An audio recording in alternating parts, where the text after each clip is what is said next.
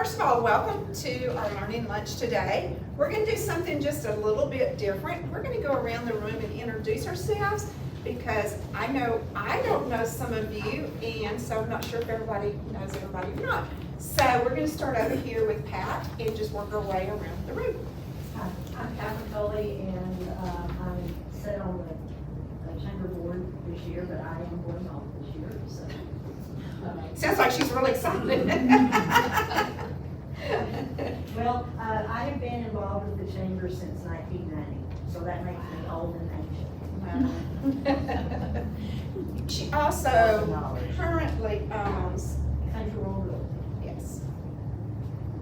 Hi, my name is Madison Bland. I work for the newspaper and I'm currently an ambassador with the Chamber of Commerce.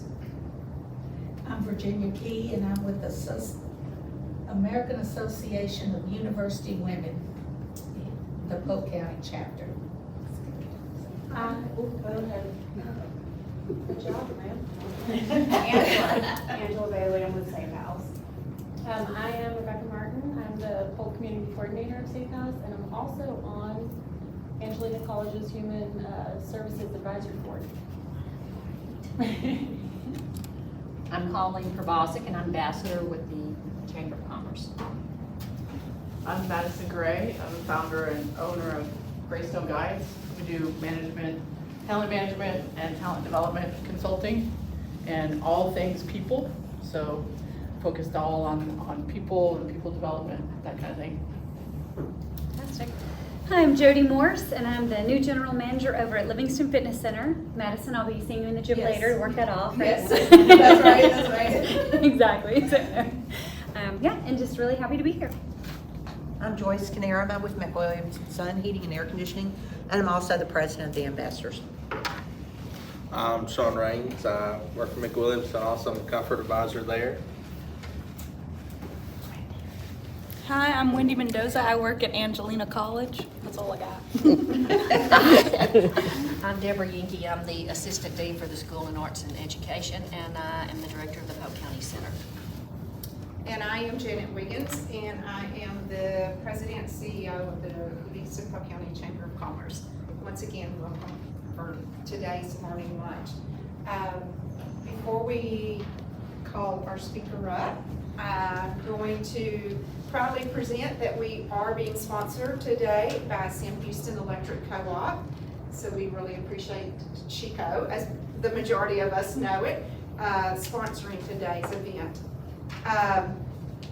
Also, for all of your convenience, the chamber events are posted on the calendar events on our website, www.polkchamber.com, and will be posted on our Facebook as well. You can also register for any of our events online. So if you're not receiving our emails and you're wondering, well, what's going on? What does the chamber have going on? Our events and fundraisers are listed on www.polkchamber.com. Just want to give you a few of our calendar of events that's coming up. We have our flu shot clinic. It will be right here in this room on September the 29th from 10 to 12, and that is tomorrow. So be sure and come by and get your flu shot. That is being sponsored by Walgreens. September the 30th, we have our purse raffle. It will be our monthly purse raffle along with our quarterly. And if you're not sure what the purse raffle is all about, be sure and see one of us, and we'll be happy to sell you a planner with a number in it. No, seriously, what it is throughout the year we have sold calendar or planners, and it also, they're $40, but you also get a chance of winning a designer purse or another gift of the same value once a month, and then every quarter we do a Louis Vuitton and another gift of the same value. So you have a chance every quarter to win 4 gifts. The name never comes out of the drawing because it is computer drawn. So we always leave the names in there, so you have a chance of winning more than once. We have reduced the price of the planners if you'd like to buy one, because we only have 3 months left. So see us and we'll make you a deal. They will be going on sale for next year, for 2022. We're hoping in November, we're working very hard to get them out the 1st of November so that everyone can have them for 2022 starting J1. On September the 30th, busy Thursday, we also have our WINOs, which is Women Interested in Networking Opportunities. It's an evening activity and it begins at 5:30.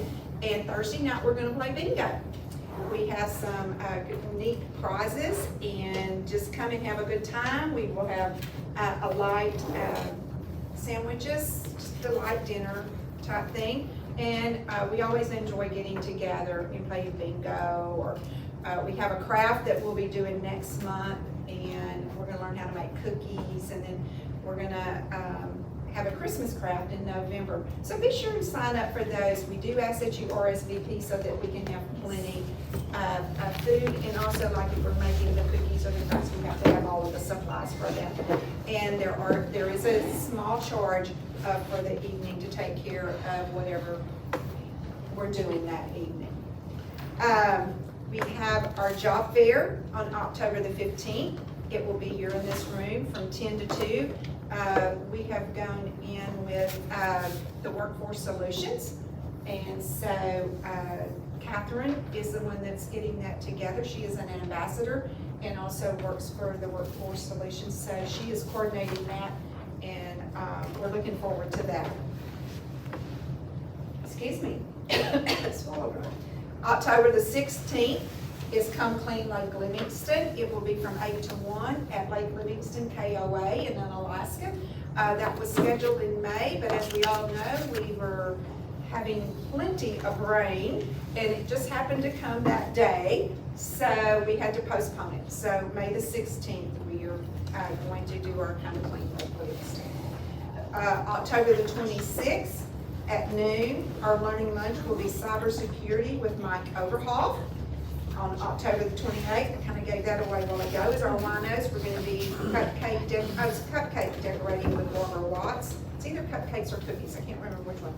And then November the 16th, our learning lunch will be CHI, St. Louis Health Memorial, here at noon. And then November the 18th, we will have WINOs at 5:30, and that will be a Christmas craft. So be sure and check our website, www.polkchamber.com. If we have any changes or anything, we always put it on there. So be sure and check on that. Today, we are happy to have with us Debra Jenke. I know her as Debbie, even though she says Debra.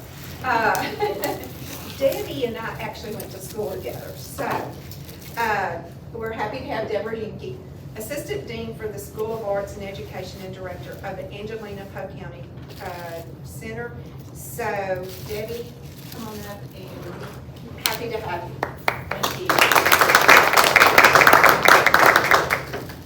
I have my general list with me. I'll explain what a general list is in a few minutes because it's kind of a different term.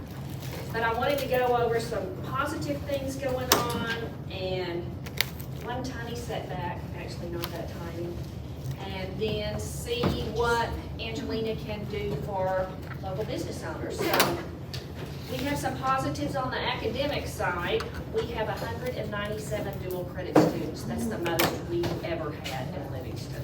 It's certainly not due to me. We just have a lot of dual credit students. Right now, I'm running 2 government classes. Our English department has 4 sets of what we call hybrids now. They just meet one day because we have so many dual credit students taking English. So normally what would be a Monday, Wednesday, or a Tuesday, Thursday, the Monday people just come Monday, the Tuesday people come Tuesday, there's a Wednesday set, a Thursday set, and I think we have almost, 100 English students, okay? We have sociology, we have, help me if I leave anything out, we have sociology, an EDUC education class, again, government, and then Kevin Wooten teaches 2 sections of U.S. history, and we have an LBN class. What did I miss? Spanish, I'm sorry, I missed Spanish. We also have a Spanish class.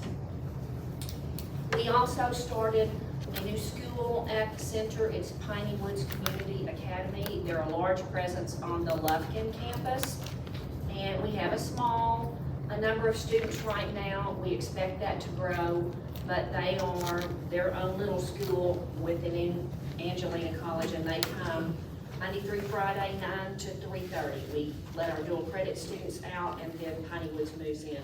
And then we have our own LDN program here, which has been really good. The positives on the workforce and continuing education side, GED had a setback during COVID. Normally they run about 50 students, and it cut back to 30. We had 2 graduates this year, and they will attend the Angelina College graduation in December as GED graduates, so we're really excited about that.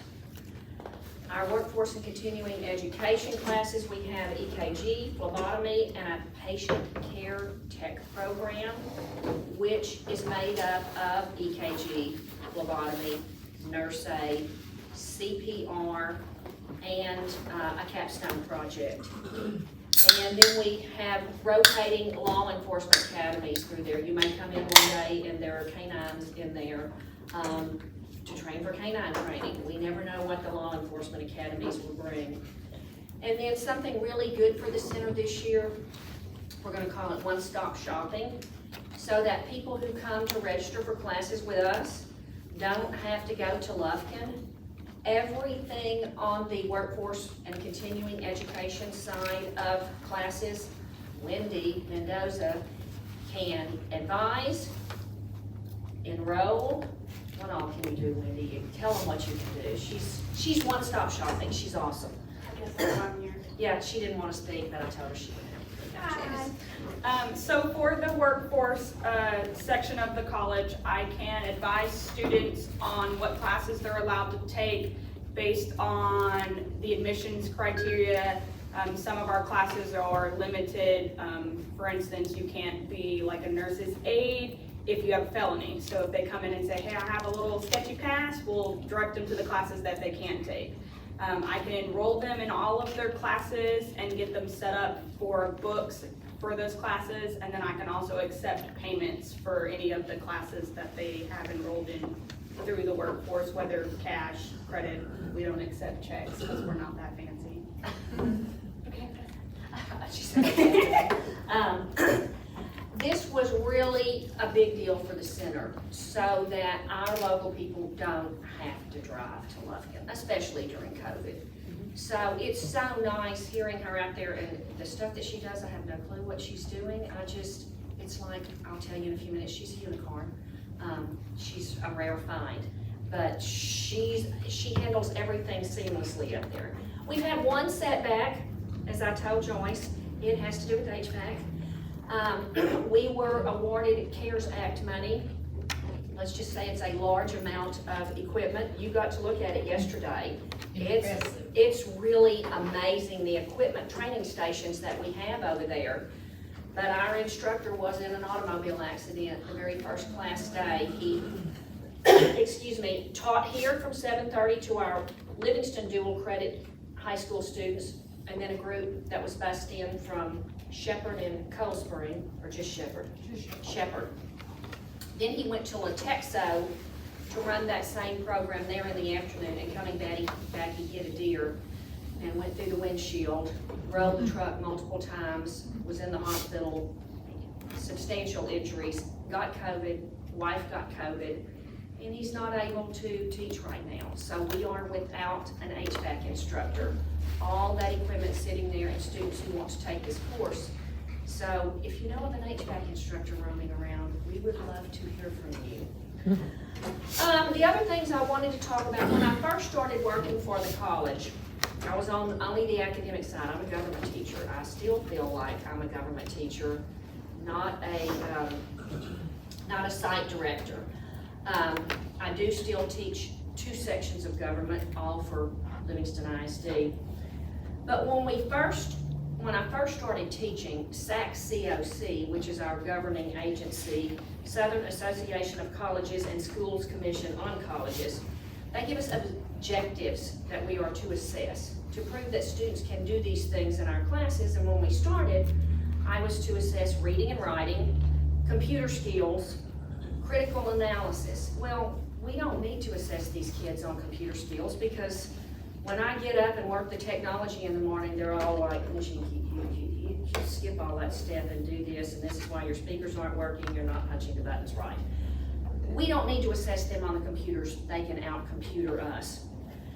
What businesses found out is, they may know about the Battle of 1812 or the 10th Amendment to the U.S. Constitution. They've retained knowledge from their classes, but we put them in the workforce with their degrees, and they get on the job site and they have not been taught. There's a substantial list here. Deadlines. You really have to do what you're supposed to do when you get in the workforce when they tell you to do it. We hadn't taught them that, even though they have due dates for papers. They didn't, some of them understand how to play nice with their coworkers. How do you work effectively in the workplace and there be no squabbling, let's use that word. And so SACS now requires that we do communication, still critical analysis, but we also have to assess more teamwork. How do you work well with other people?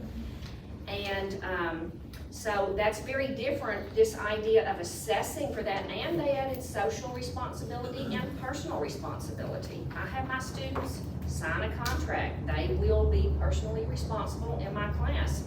Here's when your work is due, you're gonna follow the syllabus, and they sign their name and they turn that in for a grade. It's a start.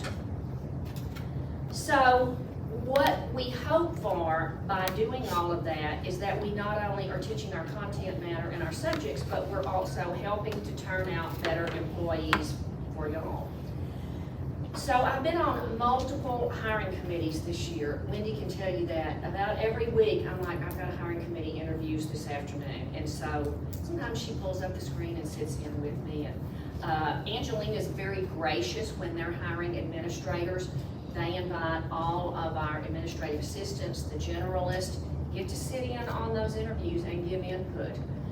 So Wendy's gotten to sit in on a lot of interviews, and I've seen some common issues. Those of you who are business owners may have seen this. Many prospective employees don't know how to fill out a job application form correctly. One of the issues I had with them when I've been on a committee, and I'm picky, is spelling errors. Proofread, and proofread some more. And I don't know how you teach that. When I give my assignments on my research paper and I'm telling students how I want it formatted, about every 5th line in all caps, which you're not supposed to do because it means you're screaming at students, but I will all cap, proofread, exclamation point, exclamation point, exclamation point, exclamation point. And there's like 10 of those warnings on my instructions, and I'll say, if you're reading my instructions for your research paper and you see that line, I don't know, every 5th line, what do you think you probably ought to do before you turn your research paper in? If you can't proofread, find someone to do it for you. But most prospective employees don't want a job application that's full of spelling and grammatical errors. However, I'm the people one on these hiring committees, and a lot of times they'll tell me, Debbie, we're not hiring a speller. Okay, so you're micromanaging this application here. Okay, I get that. A lot of prospective employees don't know how to be in a job interview. You don't really, I don't know where that gets taught these days. Joyce, when we were in high school, what was it? Home and family living, or I didn't even know that they have those. Business education. So, you know, how do you dress? How do you walk into a room? Eye contact with every one of the people that is interviewing you. Those type things, they don't know that anymore. And so we used to, in Lufkin before COVID, we tried some Dress for Success programs. We tried some seminars that were free to our students. You don't have to take a course. Just come on in. We'll teach you how to write a resume. We'll teach you how to go through a job interview. And we even had on the main campus a huge room where we had business clothing donations for both men and women, and nobody used it. We were told later that, I'll jump ahead in the speech, we were told later that it's embarrassing for students to walk into the room and walk out with a bag, that we would be better served donating to not necessarily Goodwill, but something like that where people can go in anonymously and not be on campus and be seen leaving with free clothing. So that was one of the mistakes we made on this. We found that prospective employees have a hard time answering job interview questions. And I was listening to a job interview in my living room one day, and my husband walked through, and when it was over, he said, I couldn't do that. I could not get a job with y'all. And I said, why? And he said, that is very difficult. He said, you're asking a question this long, and those people are in there terrified already, having to remember the questions and answer them. He said, I couldn't do it. But that is the nature of a job interview. I don't know how you get those skills or find those skills or how we teach those skills. And this is the day of Zoom interviews. So most of our interviews are via Zoom, and it is vastly different than sitting in front of somebody interviewing. I would not want to do it. It would be very difficult for me. We do our interviews at least 4 per team, so I don't know how y'all do your hiring practices. Typically, if my husband hires, he and somebody else sit in an interview together and not just one person doing an interview. Just like the spelling, that's a big issue with me. I don't know why it's a sticking point, it just is. But for other people, it's like that job does not require someone to spell. Debbie, no, stop. And so we each have a perspective of what that employee can bring to us.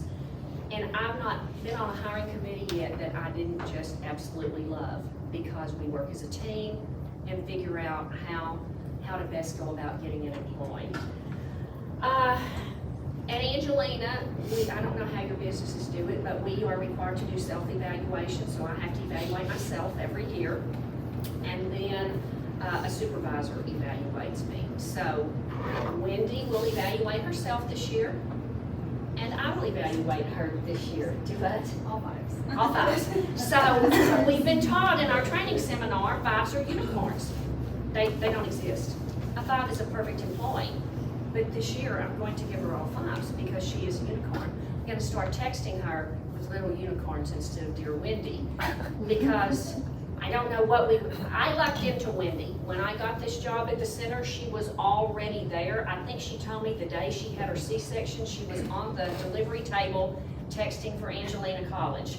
And so she's a unicorn. And she'd been on the job, what, 1 month? Before COVID, and then 3 months before. So she's a unicorn. She's going to get unicorn status. So my question to you is, we don't know what this business community needs. We haven't really tried a partnership with business here other than the Small Business Development Center, and you were part of that. The nonprofit. Yeah, the Human nonprofit, service. pairing up with small business, and that's where we found our HVAC instructor. He was actually there because he wanted a food truck. But we talked him into doing HVAC for us. He and I were talking, and I forget what statement he made, but I said, well, what I really need is an HVAC instructor. And he said, oh, I'm one. And I said, no, I'm trying to be serious here. I need an HVAC instructor. And he was an HVAC instructor. So, the things that we've done on the main campus, resume writing seminars, Dress for Success programs. We don't know what's needed in this community. We don't know what y'all are looking for because we've never tried to partner that I know of.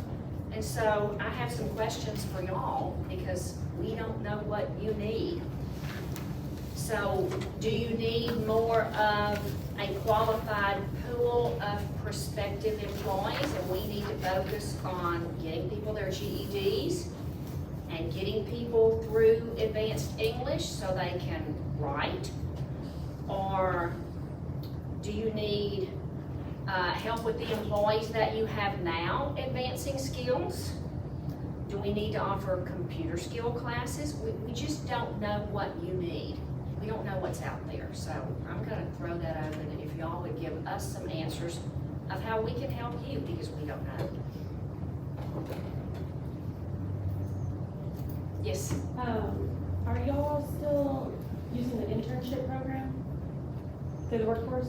We had an internship. We had an intern this summer. We did. I mean, for the businesses in here. Yes, we had Corrigan ISD, wasn't that ours this summer? Yes, we had an intern. Other than that, I always wanted to go to one of your first aid and CPR seminars, and never made it up there, but I know that would be super beneficial here in the nonprofit world. Okay, CPR, And first aid, yeah. CPR and first aid, okay? Anything else?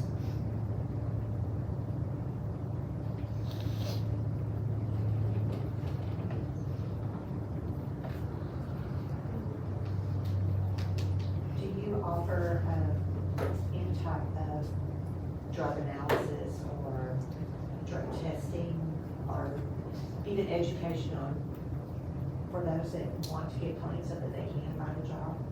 ADAC, Wendy knows more about this than me. ADAC uses our center, I think it's 5 nights in a row in a series where they should have finished last night. They went Monday, Tuesday, Wednesday, and Thursday, and then last night.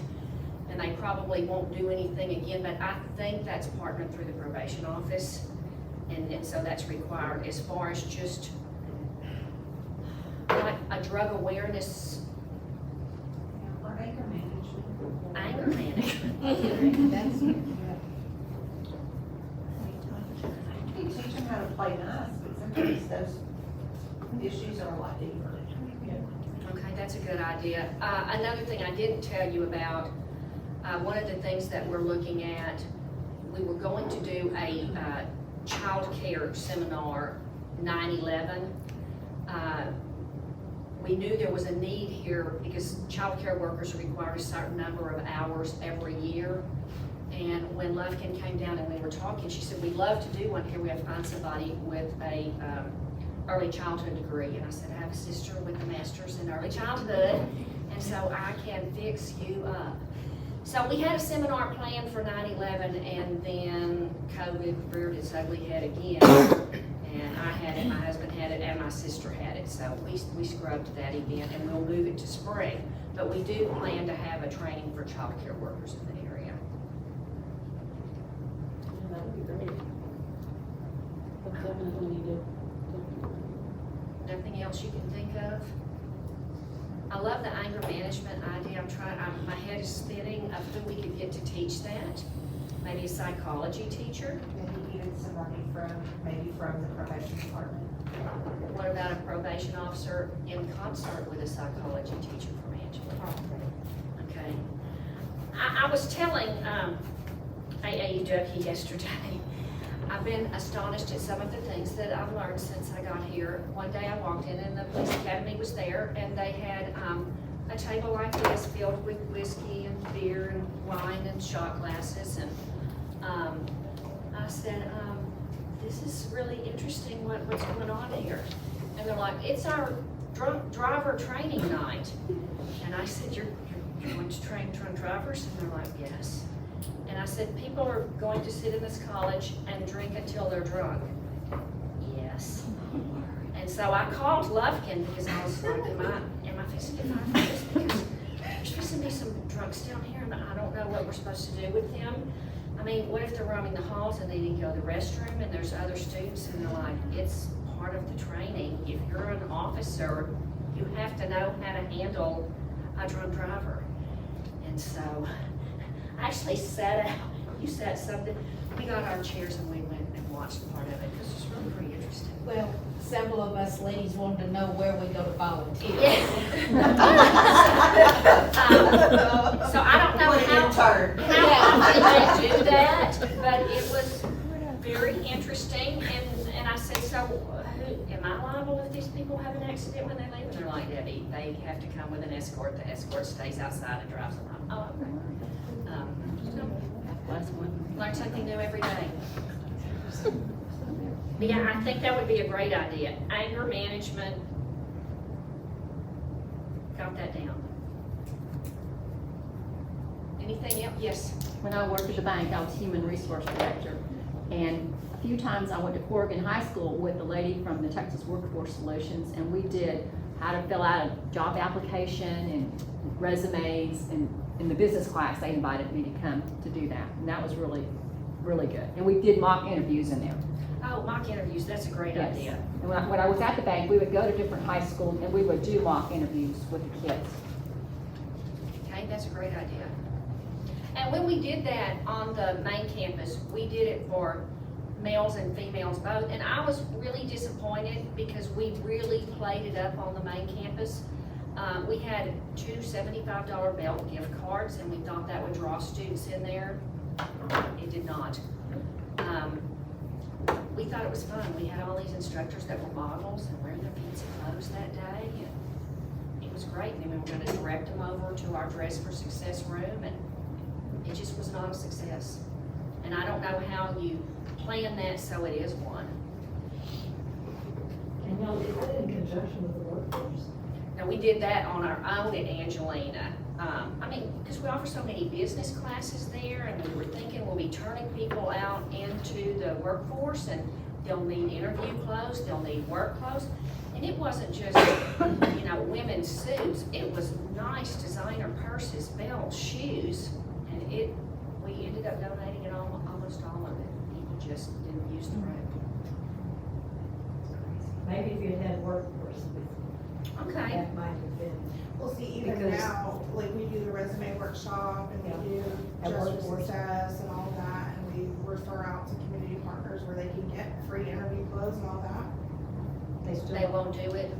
And like, we're doing all of our workshops virtually right now. Will they even When we sign went- up?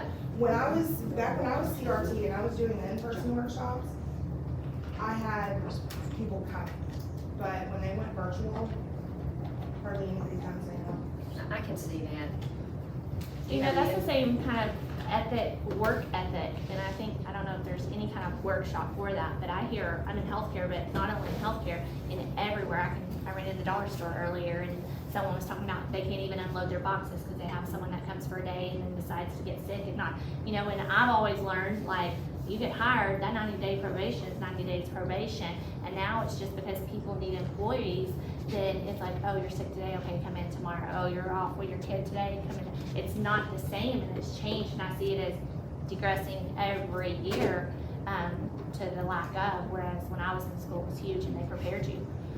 But you also had that want, that eagerness, and I don't see that in a lot of people now. I'm glad y'all brought that up, because I had that in here, and when we went on camera, I was afraid my husband might kill me if I started talking about probation and policy procedures manuals, and, you know, it's one thing I tell him when he hires employees. You've got to give that policies and procedure manual and have them sign a probation period. Otherwise, if it doesn't work out, y'all are laughing, this is a common problem. I gave the lecture. So I tell him, cause so-and-so's not doing such and such. Did you call them in and counsel them? I'm not doing that, but you don't have a choice. It is uncomfortable, but you have to do it.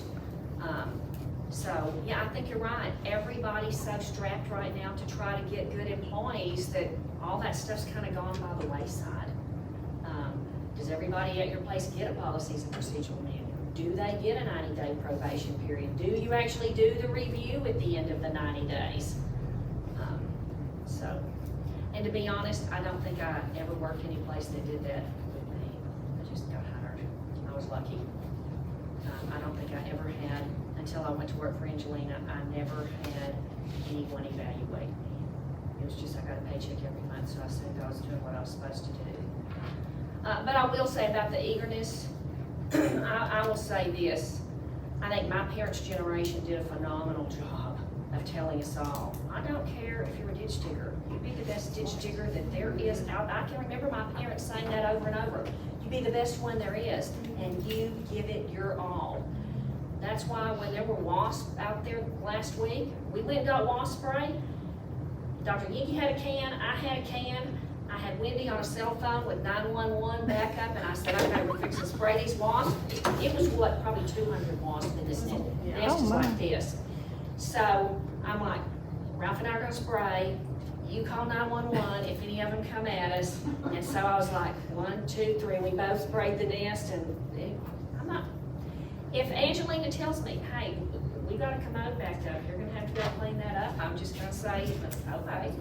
I'm just gonna do it. Well, see, and that's another thing, with this younger generation, if you're hired as a secretary, old fashioned me, and so somebody needs to make coffee, you shouldn't let that be beneath you, you just see it's a need, and just do it.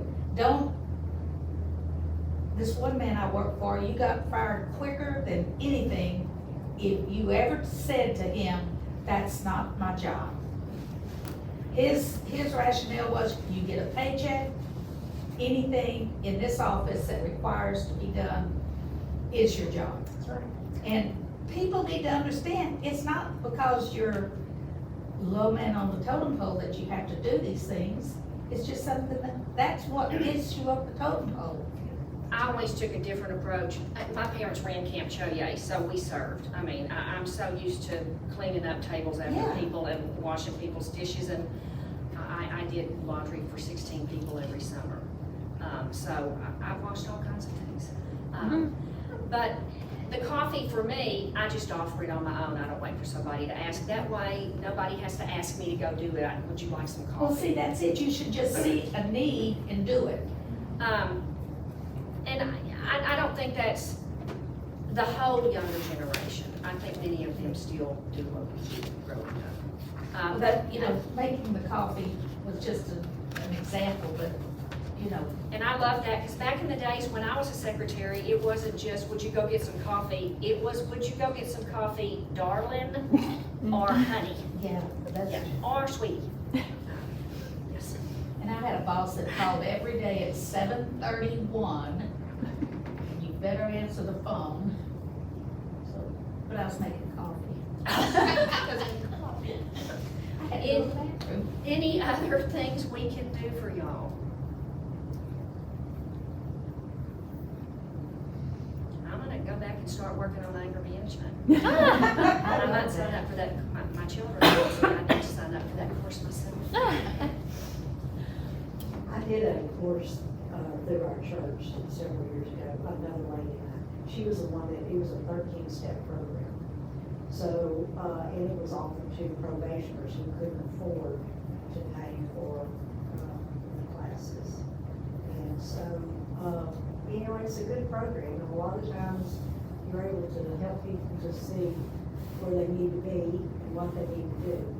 So, but that is a good program, and a lot of people need that. Okay, that was a 13-step program? Yeah, this lady had worked for the Internal Revenue Service, and she had actually, this was a program that she had used when she was employed by them, and she went all over the country teaching that program to IRS employees.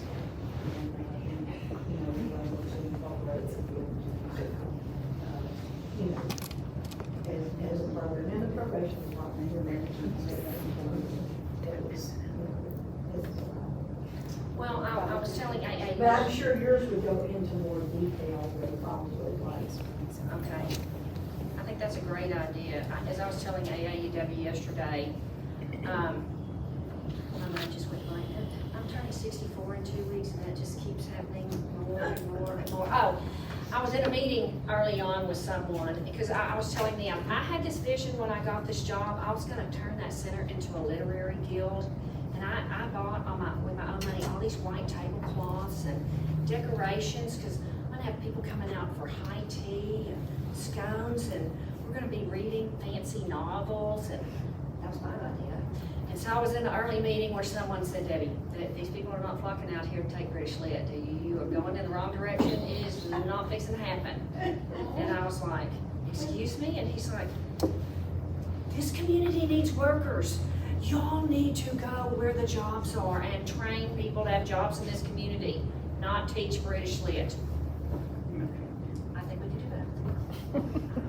The spelling situation is, I think that goes back to grade school, and teaching children or giving them a love for reading. I think you'll accomplish more by allowing children to read, and they're learning all sorts of things when I agree. My statement on that is you can't write in a complex sentence if you haven't read in a complex sentence. And so when we see these short, choppy sentences, and I write enough sometimes, but if I need to write in long sentences, I don't even remember what I was doing not long ago, and somebody said, do you have to use semicolons? Oh, I know what it was. I was giving a test. I was giving a test. And a student raised their hand and said, this question doesn't make any sense. And I said, okay, what doesn't make any sense? It's got that semicolon in it. And I said, and what does a semicolon do? I don't know. I said, because they said it really should have an and in there. And I said, a semicolon divides two complete sentences. Read it that way. Why didn't you just put and? And I said, because I like semicolons. So I stuck one in there. And then I said, and I probably shouldn't have said it. I said, let me give you some advice. Because when you go off to UT or A&M and you go to the instructor and say, this question doesn't make any sense, they're going to ask you to exit the room. Why? And I said, because that's kind of considered rude. You just, in front of 300 students, tell the instructor they did a poor job of writing their sentence questions. And see, those are things that we teach because you don't just know that. You know, society's very different, so, you know, those of us who went to college and sat there, you know, with our, you know, big chief tablet and wrote notes like this and never spoke up, that's not a college class today. They're very interactive. My daughters teach 1st and 5th grade. My daughter-in-law here teaches kindergarten. These are interactive classes. We don't really expect kids to sit there and keep their mouths shut anymore. So they're much more used to verbalizing what they think and feel. But, you know, you go to a math class at A&M with 300 people and tell the teacher they wrote a stupid question, it's probably not going to have a very good end. I mean, that's just what I think. So, Do y'all teach any classes, any kind of food service? we do not have a culinary arts program. I will put a plug in for Livingston High School. I think they have an excellent culinary arts program. So, you know, I would hope that our students at LHS could do that there. Yeah, I was just thinking not so much the actual learning to cook or learning the procedures for cooking and culinary, but maybe in food service Okay. as far as. You know, and part of the problem, and I don't know about that one, but a lot of these programs are so terribly cost prohibitive. You know, we'd like to get a wiring course. Wiring, you get some 2x4s, set them on rollers, drill some holes in them, and kids learn. I mean, I'm just saying this, I've never taken a wiring course, but that's my understanding. You learn how to run wires. We have to find an instructor. Yeah, we have to find someone with an electrician's background to do that, so. Anything else? I'm gonna take all these back to the college. Yes, Are you familiar with the ETPL list? the, ETPL. I'm gonna go with no, With TWC. Wendy's writing it down. ETPL, Mhm. okay? So with workforce, you know, we have programs where we actually send people out to take courses at Angelina and other colleges, and we pay for them to take courses. But we have to have updated information on that ETPL list. So that would be, What does ETPL stand for? Something. Okay, all right. I'll research that this couldn't tell you, also. but I know it's on the Okay. TWC website. Okay. That's whenever we send people out for courses and certifications and such, we have to go by that list. And those are the schools, those are the classes that we can send people to. And it's very outdated for pretty much all the schools. It's very outdated, so the information on there, if it's not correct, we can't send people to take that course. Okay. So whoever's in charge of doing that, whether it's at the extension here or whether it's in Lufkin, it would be great to have updated information on that list so we can Okay. send people to get these Okay, certifications. thank you. Anything else? Y'all are awesome, thank you. You can always, let me give you my email address if you think of something later. It's pretty easy. DJenke@angelina.edu. Well, that was fast. D, I'm sorry, JENKE angelina.edu, and I'm an email addict, and so my students know if, now, not after 8 o'clock at night, I tell them I go to bed with the chickens, I get up with the chickens. You wanna email me at 9 o'clock at night, I'm gonna answer you at 4 o'clock in the morning, but I'm not emailing you after 10 o'clock at night, because I'm sleeping. So, I have a fast turn, you email me and I'll get back with you. I answer them weekends, yeah, I'm addicted, so. Thank y'all, y'all were great. We enjoyed it. And this was supposed to be a placemat that tells you what all we offer on our workforce development site. Thank you, Debbie. That was very informative. We really appreciate you taking the time to come over and present the program today. Thanks again to Chico for being our sponsor of today's Learning Lunch. And don't forget to check out our website, www.polkchamber.com, for all of the events and fundraisers going on. And anybody else have anything? If not, this meeting stands adjourned. No. Thank y'all again for coming.